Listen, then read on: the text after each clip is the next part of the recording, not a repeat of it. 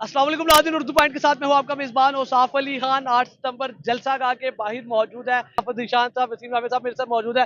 Sir बताइएगा क्या मामलात हैं? पूरा इस्लामाबाद हर गली मोहल्ला बाजार और मेन शाहराएं जलसागाह की शक्ल इख्तियार कर गई हैं।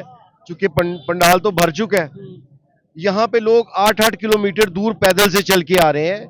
ये वो जलसा है जो बड़ी रुकावटों के बाद, यानी ये 8 फरवरी के इलेक्शन के बाद से लेके आज तक टाल मटोल कर रहे थे, लेकिन बिलाखिर अदालती हुक्म पर और तहरीक इंसाफ के कारकुनों के मुनज़्ज़म रहने की बुनियाद पे आज ये जलसा होने जा रहा है। ये जलसा इमरान खान साहब से इज़हार यकजहती का है, इमरान खान की रिहाई का है, और ये शो करता है कि तहरीक इंसाफ आज भी मुनज़्ज़म और पाकिस्तान की सबसे बड़ी सियासी जमात है। अच्छा मुझे बताइएगा, अंदर तो सारी फिल हो चुकी है जगह, बाहर भी है। अगर मेरा कैमरामैन आपको दिखा सके, ये चारों साइडों पे अगर कैमरामैन दिखाए, तकरीबन ऑलमोस्ट बाहर भी सारा रोड फिल है। तो कितनी बड़ी तादाद में जलसा का, इतनी बड़ी जगह तो नहीं लॉट की गई और जगह भी बड़ी। मैंने आपको ये अर्ज की कि पूरा इस्लामाबाद आज जलसा गाह होगा। आज पाकिस्तान तहरीक इंसाफ मोबाइल जलसा करने जा रही है। सर बताइएगा कितनी मुश्किल से पहुंचे हैं यहाँ पे? जी बिस्मिल्लाहिर्रहमानिर्रहीम। जी देखें जी, कल से फाशिस्ट गवर्नमेंट जो है इसने रुकावटें डाली हुई हैं, गिरफ्तारियां हो रही हैं, मुसलसल लोगों को डराया धमकाया जा रहा है, काफिलों को रोका जा रहा है, कंटेनर्स लगाए जा रहे हैं।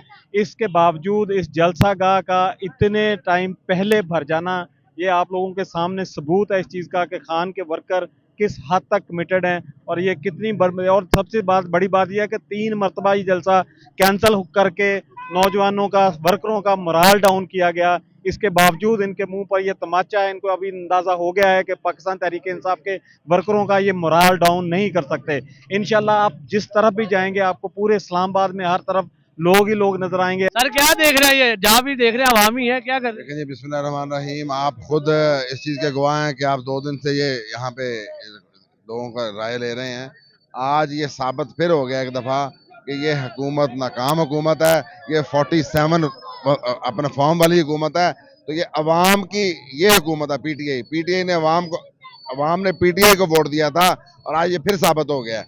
बहरहाल मैं ये कहूँगा कि हुकूमत अपने जो हथकंडे इस्तेमाल कर रही है उससे वो और अपनी का मुजाहरा कर रही है। हम इंशाल्लाह इमरान खान को जेल से निकाल के दम लेंगे और पाकिस्तान तहरीक इंसाफ हुकूमत बनाएगी और इंशाल्लाह अवाम को इंसाफ मिलेगा।